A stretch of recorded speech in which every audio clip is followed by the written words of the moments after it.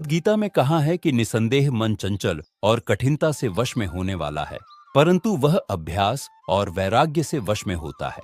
जिसका मन वश में नहीं किया हुआ है, ऐसे व्यक्ति द्वारा योग दुष्प्राप्य है, और जिसने मन वश में किया है वह आसानी से इसे पा सकता है। इसलिए हमें हमेशा अभ्यास द्वारा अपने मन को वश में रखते हुए अपना चिंतन ठीक करते रहने का प्रयास करते रहना चाहिए। यदि कोई गलत संकल्प मन में आ रहा है तो उसे केवल साक्षी भाव से देखे। वह जैसे आया था वैसे ही चला भी जाएगा। जब मनुष्य अपने मन में आए गलत विषय से अपना संबंध बनाता है, तब उसकी उसमें आसक्ति हो जाती है। इससे उसमें उसकी कामना पैदा होती है। एक बार ऐसी कामना पूरी हुई कि फिर इनकी अंतिम झड़ी लग जाती है, यह पूरी नहीं होती। इससे हम क्रोधित होते हैं, हमारी ज्ञान शक्ति नष्ट हो जाती है और हम पतनोन्मुख हो जाते हैं। यह भी देखा गया है कि एक बार पतन होने पर व्यक्ति अपने आप को फिर से संभल नहीं पाता। उनके लिए पतन का अर्थ है संपूर्ण नाश।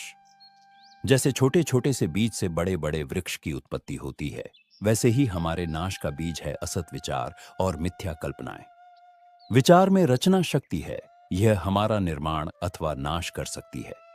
निर्माण और विनाश उस शक्ति के सदुपयोग और दुरुपयोग पर निर्भर करते हैं। जब व्यक्ति किसी विषय को सुंदर और सुख का साधन समझकर उसका निरंतर चिंतन करता रहता है, तब उससे उस विषय में आसक्ति उत्पन्न होती है। इस आसक्ति के और अधिक बढ़ने जाने पर वह उसकी उत्कट इच्छा या कामना का रूप लेती है, जिसे पूर्ण के बिना मनुष्य शांति से नहीं बैठ सकता है। यदि इच्छा पूर्ति के मार्ग में कोई विघ्न आता है, तो उस विघ्न की ओर होने वाली प्रतिक्रिया को क्रोध कहते हैं। क्रोध का परिणाम यह होता है कि मनुष्य जहां जो वस्तु या गुण नहीं है, उसे वहां देखने लग जाता है, जिसे मोह नाम दिया गया है। मोह का अर्थ है अविवेक। मोह ही स्मृति के नाश का कारण है।